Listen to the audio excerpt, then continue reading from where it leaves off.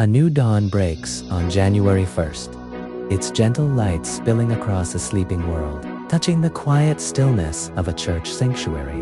On this day, the first of the year, the church invites us not just to a new beginning, but to a profound blessing. We celebrate the Solemnity of Mary, the Mother of God, a feast that sets the tone for the entire year, wrapping it in a promise of divine favor and maternal care. It is a day to receive a blessing, to remember our identity, and to learn from the heart of a mother who held God in her arms. The Old Testament reading for this feast from the book of Numbers bestows upon us one of the most ancient and powerful prayers of the church, the Aaronic blessing. Imagine an ancient priest, his hands raised over the assembly, invoking God's own words of favor. The Lord bless you and keep you.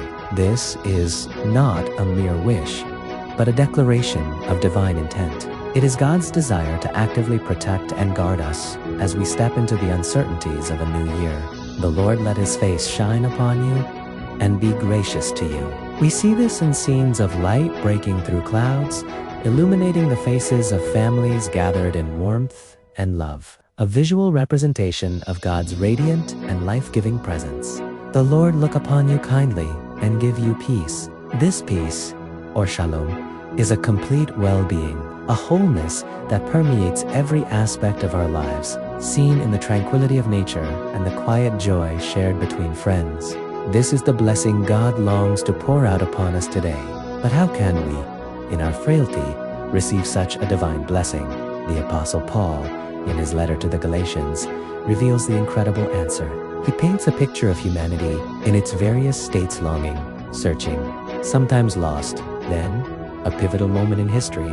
But when the fullness of time had come, God sent his Son, born of a woman. The birth of Jesus, a moment we just celebrated at Christmas, is the turning point. Through his entry into our world, born of the Virgin Mary, the very fabric of our relationship with God is transformed.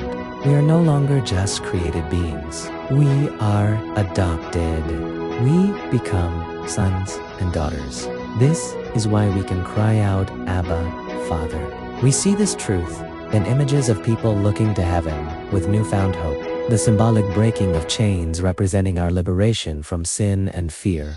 We are heirs to God's kingdom, full members of his family, all because Mary said yes and brought forth the Son who redeems us.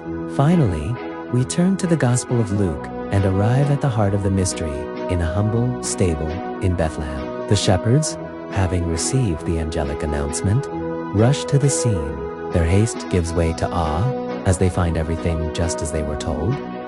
Mary, Joseph, and the infant Jesus lying in a manger. Their hearts are filled with a jubilant, irrepressible joy, and they depart glorifying and praising God, becoming the first evangelists of this good news. But amidst all this joyful commotion, the camera focuses on Mary. She is not rushing or speaking loudly. Instead, she is still, her gaze fixed on her child and on the wondrous events unfolding around her. Luke tells us that Mary kept all these things, reflecting on them in her heart.